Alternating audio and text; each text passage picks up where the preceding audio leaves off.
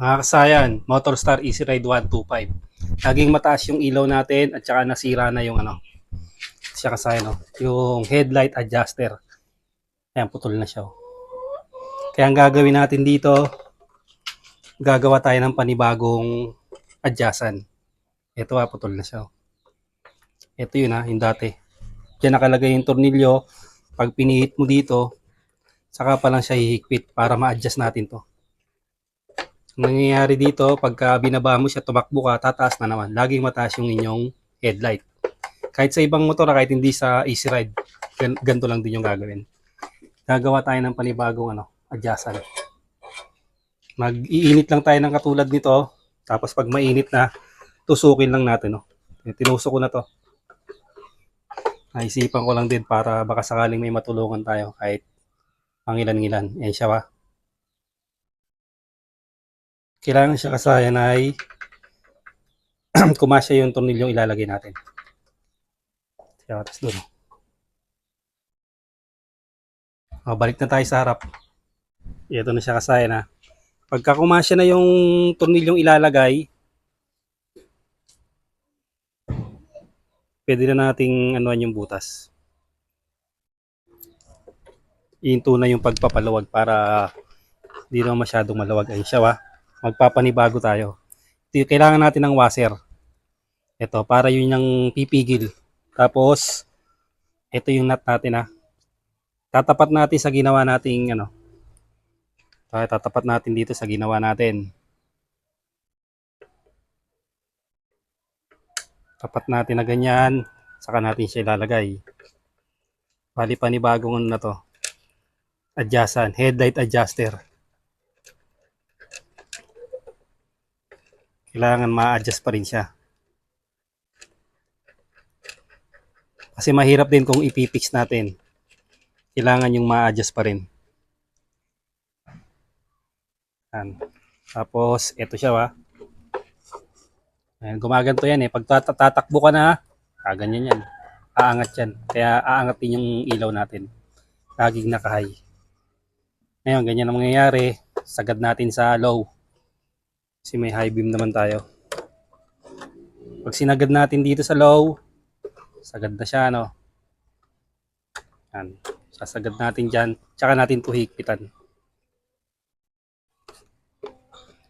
Ganito Pag nakulangan, dagdagan na lang. Ma-adjust naman siya Kung tayo ng panghigpit. 8.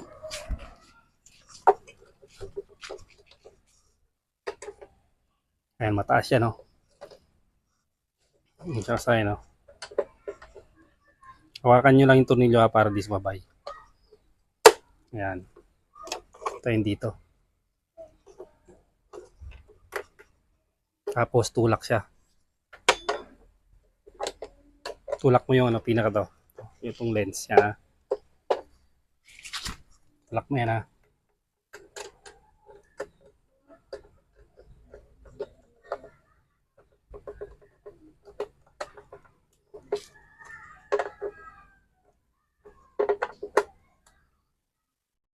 Tapos dito, timing lang yung paghigpit Kasi baka pumutok na ba itong natin. Tapos na natin. Yan. Ayan siya kasayan. Bukod sa hindi na siya magbabibrate, titigas na siya. Ayan siya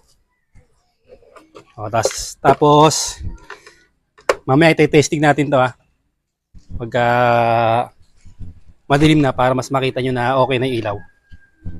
Ito na siya kasayan ito yung natin, nilagay natin na tornilyuan dyan ito. Ayun.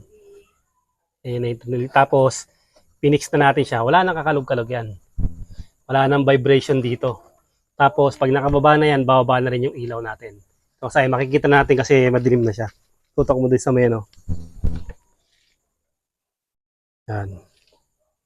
Ito na siya kasayan Ayan yung low niya kasayan, pansinin niyo yung low. Ang low kasi nito ay white. Tapos, yellow yung high. Ayan siya. Ay, iba pala yan. Ito. Ayan siya low, high. Pansinin nyo kasi, nasa baba yung ilaw niya. Napakaganda ng ilaw, nasa daan, Yung nakaraan na nag-stroll kami, hindi kami makapag-ilaw, pinapatay namin yung ilaw. Kasi nga, kahit naka-low pa lang, sobrang taas na. Ngayon, ang ganda na ng ilaw niya, nakagitna na. Ganun lang yung gagawin nyo kasayan, ituturnin nyo lang. Ngayon kasayan, kung gusto nyo gamitin to, ito, tutong mo rito. Hindi ko napakita sa inyo, ito to. Para ma-adjust nyo siya rito, yung pinaka-tornilyo sa loob, idikit nyo na. Halimbawa, meron kayong epoxy steel, pwede idikit yung tornilyo. Para dito, pwede nyo siyang i-adjust. Pwede na siyang i-adjust dito.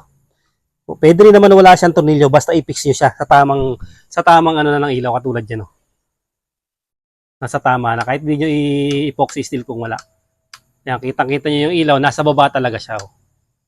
Ganun lang kasaya na para pagka nasira yung ano nyo, nagbabibrate at laging mataas yung ilaw nyo, ganito lang yung gawin nyo. Ganito lang yung gawin nyo, butas kayo ng panibago, tapos lagyan nyo ng panibagong tornilyo para maglalak siya. Tapos may washer ha, huwag nyo kalimutan yung washer kasi lulusot siya, tsaka baka pumutok yung pinaka pairings nito. Hanggang dito na lang mga kasayan, salamat sa panonood.